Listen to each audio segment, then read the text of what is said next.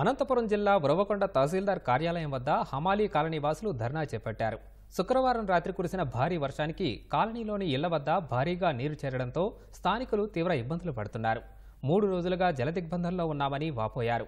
వర్షపు నీరు ముందుకు వెళ్లే విధంగా చర్యలు చేపట్టాలని కోరుతున్నా అధికారులు పట్టించుకోలేదని స్థానికులు ఆవేదన వ్యక్తం చేశారు.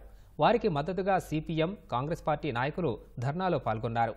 సమస్యను పరిష్కరించే వరకు అక్కడి నుంచి వెళ్లేది లేదని భీష్మించుకు కూర్చున్నారు.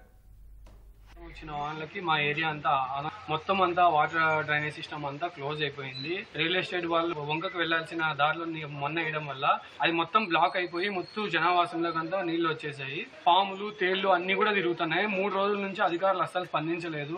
మాకు ఎట్లన్నా గానీ ఏదో పరిష్కారం చేయాలి. అది ప్రతి వర్షాకాలము మాకు ఒకటే విధంగానే ఉంది. ప్రతిసారి నీళ్లలోనే వెళ్తూనే ఉన్నాము. గవర్నమెంట్ లేఅవుట్ వేసిన తర్వాత కూడా ఇలా నీళ్లు బ్లాక్ అయితే మేమందరం ఎక్కడికి వెళ్ళాలి? ముందనే లోడెత్తు ప్రాంతము.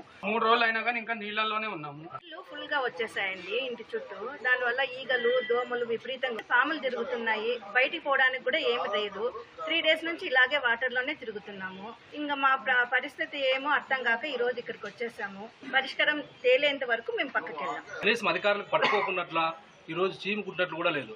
అదే దాని సమస్య అధికారుల దగ్గరకు తీసుకొని వస్తే సార్ ఏంటి పరిస్థితి ఏదంటే అది నా పరిధిలో లేదండి అని ఎంఆర్ఓ గారు అనడం. అదే ఆయన పంచాయతీ కార్యదర్శి గారు అయితే నాకు సంబంధం లేదండి, అది రెవెన్యూ వాళ్ళకి సంబంధించింది, అది పోతుంది వంక, ఆ వంకపరం పోకంతా రెవెన్యూ వాళ్ళదని ఆయన అనడము. అంటే ఎంపీడీఓ గారు ఫోన్ చేస్తే ఆయన స్పందించకపోవడము.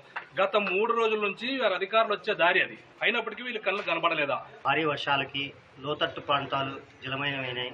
దీనికి ముఖ్య కారణం హైవేలో పక్కన ఉన్న కాలువ పూడికి మట్టి వేయడం వల్ల పూర్తిగా వాటర్ ముందుకు కదలక కాలనీ వాసులు ముంపుకు గురైనారు. దాంతోపాటు ఆ కాలనీ వాసుల్ని సురక్షితంగా చేయాల్సిన బాధ్యత ప్రభుత్వ యంత్రాంగం పైన ఉంది. ఆ ప్రభుత్వ యంత్రాంగం పట్టించుకోవట్లేదు.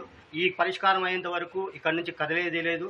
అధికారులు నిర్లక్ష్యంగా వ్యవహరిస్తున్నారు. కాబట్టి దీనిపైన కలెక్టర్ గారు కూడా స్పందించాలని చెప్పి కోరుతున్నాం.